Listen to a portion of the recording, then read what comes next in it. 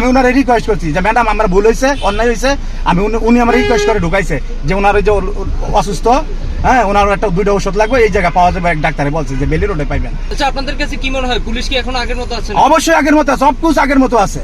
তারা কোনো ইস্যুর ভিতরেই পড়ে না, তাদের ভিতরে কোনো মানবতাই কাজ করে না। পুলিশের কাছে ক্ষমা চেয়েছিলেন? অবশ্যই ক্ষমা চাইছি, 5 বার অবশ্যই আমি ক্ষমা চাইছি। হ্যাঁ উনি বলছিল যে ঠিক আছে কাগজ দেন, আপনাকে মামলা দেওয়া হবে না। তারপরে ওনারে কাগজ দিছি, অবশ্যই গাড়িটা চাপায় আসেন, উনি আমার 5 করে 3000 টাকার মামলাটা যে ধরাই দিল। সেটা হলো যে উনি ভিতরে রুগী আছে এমন ভাবে বলেছে যে 4 থেকে 5 বার আপনাকে অনুরোধ করেছে।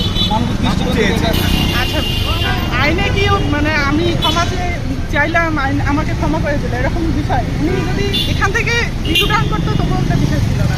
যেমন আপনি যেটা বললেন যে পুলিশের প্রাইভেট কার, এখানে গাড়ি ছিল, জাস্ট রিটার্ন করে গেল, আমাকে বলে গেল যে আমি এখান থেকে রিটার্ন করলে কি সেটা অন্যায়ের মধ্যে পড়ে না? সেটা অন্যায়ের মধ্যে পড়ে, কিন্তু দেখেন আপনি এখানেই গাড়িটা আছে, এখানে শুধুমাত্র 30 সেকেন্ড তাকে ইউটার্ন করার জন্য যদি আমি 2 কিলো ঘুরে আসতে পারি, এটা কি ঠিক হবে? কিন্তু উনি আসছে শান্তিনগর থেকে পুরো রং সাইডে আসছে 1 কিলো রাস্তা, তো এটা কি ঠিক বলেন আপনি? আসলে আপু বিষয়টা কি এরকম যে যারা প্রভাবশালী তাদের গাড়ি পুলিশ ছেড়ে দেবে, যারা নিরীহ তাদের গাড়ি অবশ্যই না। আটকে দিবে? আপনারা যখন রাস্তায় আপনারা ভিডিও করতেছেন, দেখতেছেন, তখন খেয়াল করে দেখবেন যে প্রভাবশালী বলে কাউকে ছেড়ে দেওয়া হয় না। ওটা রং সাইডে আসেনি, এটা এখানে পার্কিং ছিল, এটা জাস্ট ঘুরাই নিয়ে গেছে। আর উনি শান্তিনগর থেকে আসছে, পুরো ডেলি হলে পুরো রং সাইড ড্রাইভিং আসে।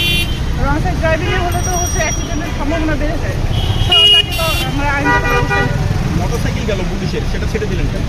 পুলিশের একটি প্রাইভেট কার গিয়েছিল। আমি তো মোটরসাইকেল ধরিনি, আমি প্রাইভেট প্রশাসনের একটা প্রাইভেট কার বলে এই দিক থেকে গাড়িগুলো শান্তিনগর দিকে যাবে, বাট আসবে না। তো ওই প্রাইভেট কার গাড়িটা উল্টো পথে আসছে, জাস্ট একটা প্রতিবন্ধকতা। আর এই জায়গাটা জানেন সিদ্ধেশ্বরী গার্লস ভিতরেন্নেসা, বর্তমানে হচ্ছে ইন্টার বোর্ড এক্সাম চলতেছে, প্রচুর রাশ পরিস্থিতি। তো এই পরিস্থিতিতে যদি উল্টো পথে কোনো একটা গাড়ি আসে তখন প্রতিবন্ধকতা হয়, তখন হচ্ছে এখানে একটা জ্যাম সৃষ্টি হয়, যার কারণে আমাদের ট্রাফিক শৃঙ্খলাটা হচ্ছে মানে অনেকটা সমস্যার সৃষ্টি হয়। তার পরিপ্রেক্ষিতে আমাদের এখানে সার্জেন্ট আপা ছিল যে সে হচ্ছে তাকে আটকানো হয়, মানে আইনগতভাবে ব্যবস্থা নেয়, পরবর্তীতে ওনাকে উল্টা আসার প্রেক্ষিতে একটা মামলা দেওয়া হয়। তিনি ওরা শুনলাম যে 5-6 বার ক্ষমা চাইছেন তার ভুলের জন্য, মানে তার ভুল স্বীকার করার পরে মামলাটা হয়, এটা যৌক্তিক কিনা বা মানবিকতার মধ্যে পড়ে কিনা?